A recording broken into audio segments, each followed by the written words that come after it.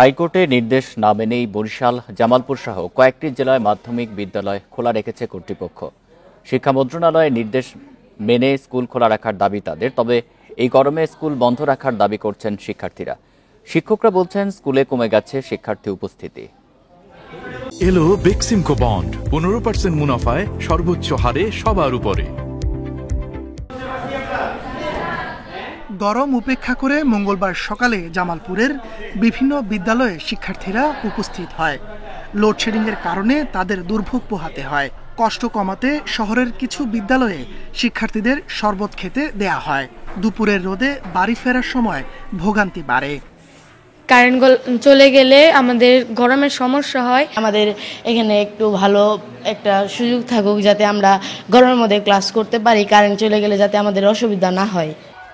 ব্রাহ্মণবাড়িয়া ও বরিশালে বিদ্যালয় খোলা থাকলেও গরমে কমে গেছে শিক্ষার্থীর উপস্থিতি।